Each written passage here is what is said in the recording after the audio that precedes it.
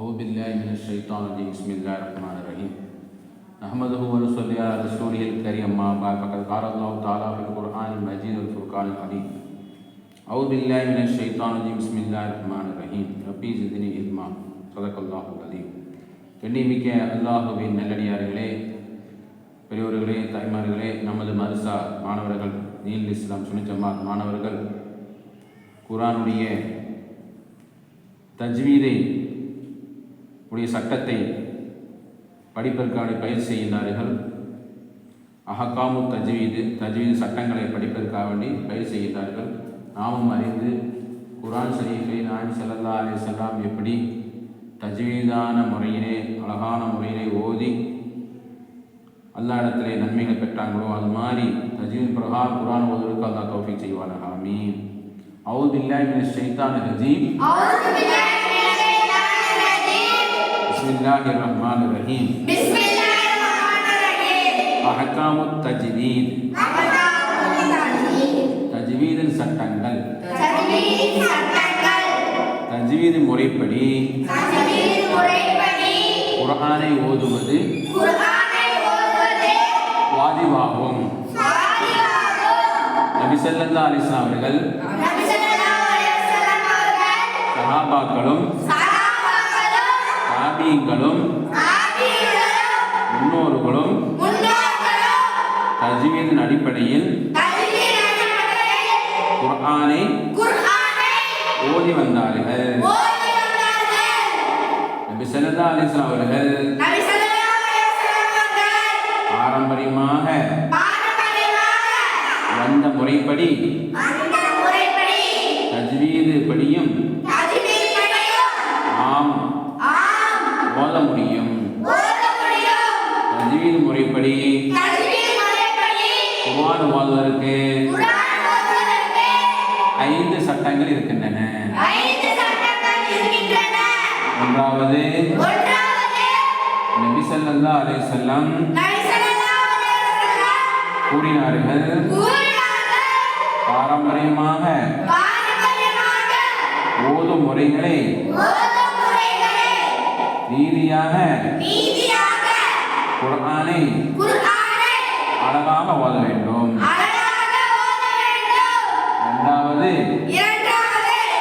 ஒவ்வொரு எழுத்துக்களும் அது வெளியாகும் இடத்தை அறிந்திருக்க வேண்டும். மூன்றாவது, எழுத்துக்களை உச்சரிக்கும் முறையில் அறிந்திருக்க வேண்டும். நான்காவது, மாறுபட்ட எழுத்துக்கள் ஒன்று கூடும் பொழுது உண்டான சட்டங்களை அறிந்திருக்க வேண்டும். ஐந்தாவது, படித்த முறை பிரகாரமே ஓத வேண்டும். இவைகளில் ஓதும் முறையும் எழுத்துக்கள் உச்சரிப்பும் முக்கியமாக கவனிக்க வேண்டும். ஏனென்றால் உச்சரிக்கும் முறை தவறினால் சில இடங்களில் அது தப்பான முறையில் ஓதுவதற்கு காரணமாக ஆகும். எழுத்துக்கள் புறப்படும் இடங்கள் ஹுரூஃபுல் லிசான், நாவு சம்பந்தப்பட்டு புறப்படும் எழுத்துக்கள் 18 எழுத்துக்களாகும். ஒன்றாவது காஃப், நாவின் கடைசியில் இருந்து மேல் முழுசில் இருந்தும் புறப்படும். காஃபு காஃபு பின் மகரஜுகளுக்கு சற்று முன்னதாக புறப்படும். ஜீமே ஷீனி இவரண்டும் நாவின் நடுப்பகுதியிலிருந்து புறப்படும். ஜீமே ஷீனே யா மகரஜில் நடுநாவு அல்லாமல் புறப்படும். வாது நாவின் அருகிலிருந்து மேல் கடவாய் பற்களுடைய ஈறுகளிலிருந்து பக்கத்திலிருந்து புறப்படும். முக்கியமாக இதை கவனித்து உச்சரிக்க வேண்டும். யாம நாவின் நுனிமேல் முழுசு பற்களுடன் ஒட்டி புறப்படும். நூனு நாவின் நுனி மேல முழுசின் நடுப்பற்களில் நீரை தொட்டு புறப்படும். ரா நாவின் நுனி மேல் முழுசு நடுப்பற்களில் ஈறுகளிலிருந்து லேசாக புறப்படும். தொய் நாவின் நுனி மேல் நடுப்பற்களின் வேரில் ஒட்டி விளையாடும். தொய் தா தால் நாவின் நுனி மேல் நடுப்பற்களில் பல்லை ஒட்டி விளையாடும்.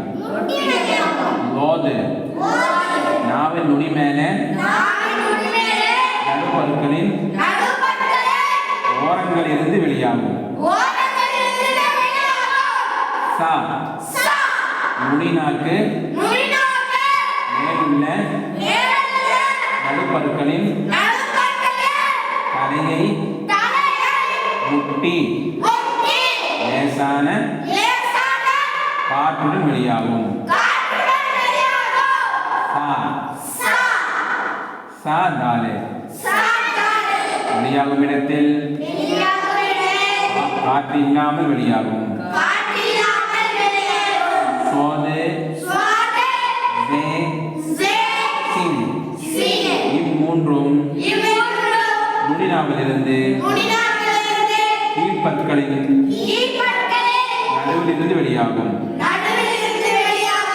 இவைகள் குறிப்பாக நாவின் தொடர்பு கீழ் முன் பற்களை ஒட்டித்தான் வர வேண்டும். இல்லாவிட்டால் சில சமயம் சீனு சா மாறி போய்விடும். ஆனால் சோது நாவு மேல் முழுசில் முட்டி காற்றுடன் வெளியாக்க வேண்டும். சாவை நாவு மேல் முழுசோடு முட்டாமல் நாவை தாழ்த்தி உச்சரிக்க வேண்டும். சீனு நாவை தாழ்த்தி காற்றுடன் வெளியாக்க வேண்டும். சீன் என்று சொல்ல வேண்டும். இந்த எழுத்துக்கள் எல்லாம் வாயிலிருந்து எங்கிருந்து வருவது என்று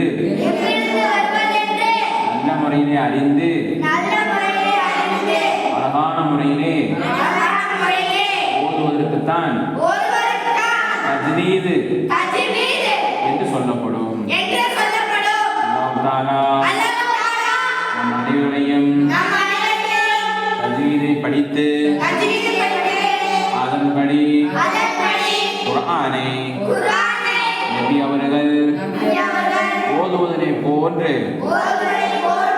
ஓதுவதற்கு அல்லாஹ் தௌஃபீக் செய்வானாக. ஆமீன். அஸ்ஸலாமு அலைக்கும் வரஹ்மத்துல்லாஹி